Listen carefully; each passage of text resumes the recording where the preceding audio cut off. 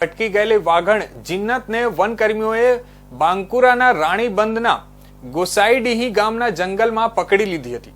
જ્યારે વનકર્મીઓએ જીન્નતને જોયો ત્યારે તેને ઊંઘ લાવવા માટે ઊંઘની ગોળી છોડવામાં આવી હતી।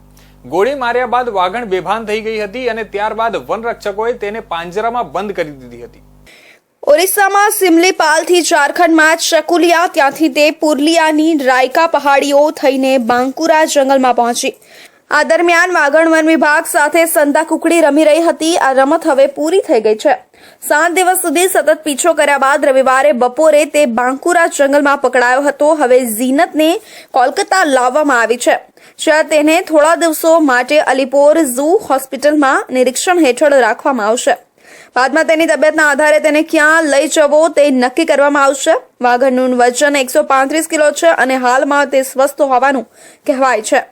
વન વિભાગનું એક વાહન તેની સાથે કોલકાતા પહોંચી ગયું છે અને તેના સ્વાસ્થ્ય પર સતત નજર રાખવામાં આવી રહી છે।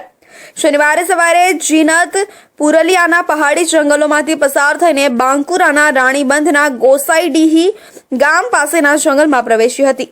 ત્યારથી વન અધિકારીઓએ તેને પકડવાના અનેક પ્રયાસો કર્યા હતા। આ વિસ્તારમાં નાયલોનની જાળી મૂકવામાં આવી હતી, આગ પણ લગાડવામાં આવી હતી અને સત્તાવાળાઓએ વિસ્તારને બેરિકેડ કરી દીધો હતો। આ સિવાય ઝીનતના લોકેશન પર નજર રાખવા માટે રેડિયો કોલર અને ડ્રોનનો ઉપયોગ કરવામાં આવ્યો હતો। જો કે શરૂઆતમાં ઝીનતને પકડવી મુશ્કેલ હતી। શનિવારે 2 વખત ઊંઘની ગોળીઓ છોડવામાં આવી હતી, પરંતુ તે કાબૂમાં આવી શકી ન હતી। રવિવારે ફરીથી ગોળી ચલાવવામાં આવી હતી, પરંતુ તેની પુષ્ટિ થઈ શકી નથી। રવિવારે બપોરે ચોથી ગોળી ચલાવવામાં આવી હતી અને આખરે વાઘણને કાબૂમાં લાવવામાં આવી હતી। તે વનકર્મીઓની જાળમાં ફસાઈ ગઈ।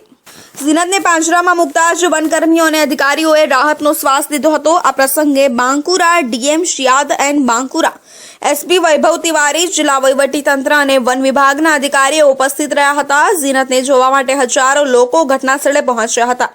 મુખ્યમંત્રી મમતા બેનર્જીએ વાઘણ ઝીનતને પકડવામાં મળેલી સફળતા બદલ રાજ્યના વન વિભાગના અધિકારીઓને અભિનંદન પાઠવ્યા અને તેને નોંધપાત્ર પ્રયાસ ગણાવ્યો। તેણે સોશિયલ મીડિયા પર લખ્યું, વાઘણ ઝીનતને સફળતાપૂર્વક બચાવવા માટે પશ્ચિમ બંગાળના વન અધિકારીઓને મારા હૃદયપૂર્વક અભિનંદન। આ પ્રયાસમાં જિલ્લા વહીવટીતંત્ર, પોલીસ પંચાયતના અધિકારીઓ અને સ્થાનિક લોકોનો સહકાર અમૂલ્ય રહ્યો છે। આ એક અદ્ભુત ઉદાહરણ છે કેવી રીતે વન્યજીવન સંરક્ષણ માટે ટીમવર્ક અને સમર્પણની જરૂર છે।